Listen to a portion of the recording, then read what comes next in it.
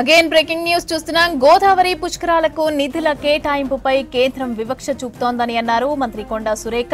ఆంధ్రప్రదేశ్ కు అధిక నిధులు కేటాయించి తెలంగాణకు ఒక్క రూపాయి కూడా నిధులు కేటాయించకపోవడం శోచనీయమని అన్నారు. తెలంగాణలో గోదావరి పుష్కరాలకు కేంద్రం నిధులు కేటాయించేలాగా కేంద్ర మంత్రులు, బీజేపీ ఎంపీ, ఎమ్మెల్యేలు చొరవ చూపాలని అన్నారు కొండా సురేఖ.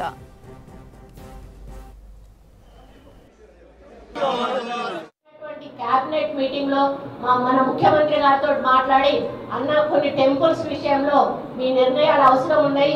ఆ డిపిఆర్ రెడీగా ఉన్నాయి. ఇక్కడ గాని కీసర గాని భద్రాచలం గాని ఇటువంటి 6A టెంపుల్స్ ఏవైతే చాలా ఉన్నాయో అవన్నిటిని ఈ రోజు వేములవాడ కూడా 100 కోట్లు దాటింది. నేను మినిస్టర్ అయినాక రెండవ సమ్మక్క సారలమ్మ జాతర కూడా రాబోతా ఉంది. మొదటి సమ్మక్క సారలమ్మ జాతర కూడా చాలా విజయవంతంగా చేశాము. రేపు జరగబోయేటువంటి సమ్మక్క సారలమ్మ జాతర కూడా చాలా విజయవంతంగా చేయడానికి ఇప్పటి నుంచే మేము మరి ఏర్పాట్లను స్టార్ట్ చేశాము.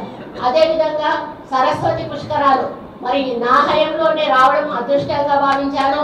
ఆ సరస్వతి పుష్కరాలు అనేటివి చాలా బాగా మేము అరేంజ్మెంట్స్ చేయడం జరిగింది.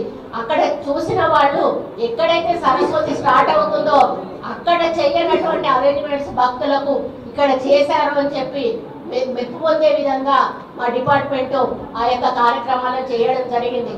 మరి పక్కన ఉన్న ఆంధ్రప్రదేశ్కి 2000 కోట్లు కేంద్ర ప్రభుత్వం ప్రకటించింది.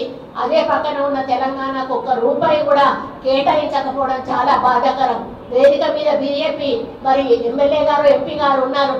దయచేసి పైన మీ ప్రభుత్వం ఉన్నది, మీరు తప్పకుండా ఒక రిప్రజెంటేషన్ ఇవ్వండి. మన తెలంగాణకు కూడా మరి పుష్కర ఘాట్లు చాలా ఉన్నాయి. వాటికి కావలసిన నిధులు కొంతవరకైనా వారు ప్రభుత్వం నుంచి తీసుకురావాల్సిన బాధ్యత వాళ్ళ మీద ఉందని కూడా నేను ఈ సందర్భంగా గుర్తు చేస్తా ఉన్నాను.